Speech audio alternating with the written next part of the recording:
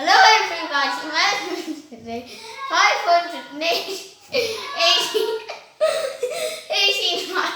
of Rhys' stories, and that's my brother shouting in the background, shouting hello.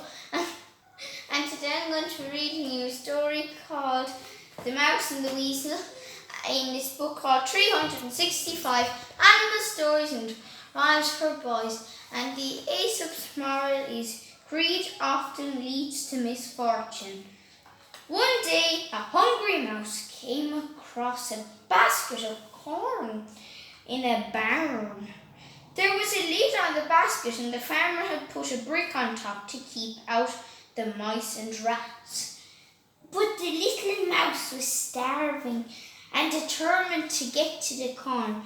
The mouse ran round and round and up and down the basket until he found a narrow space between the strips of wood. Normally, the mouse would never have been able to squeeze through such a tiny hole, but he was so thin by now that he just managed to wriggle his way into the basket. The mouse was so hungry that he ate and ate and ate.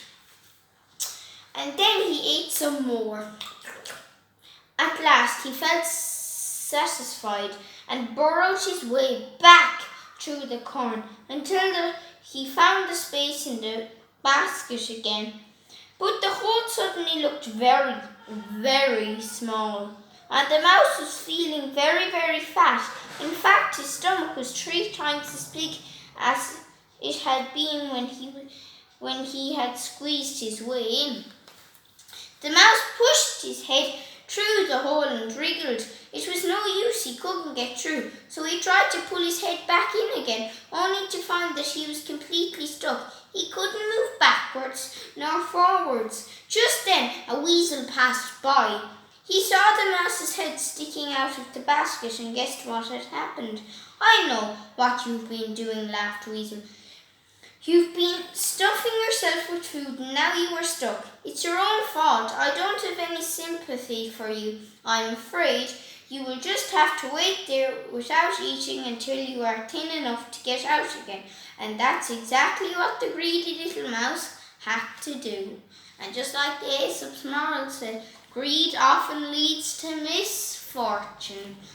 So the end. I hope you enjoyed the story called The Mouse and the Weasel. So enjoy the rest of your day, everybody, and I guess we'll see you all tomorrow for day 590 of Rhys' stories. So bye, everybody. Good luck.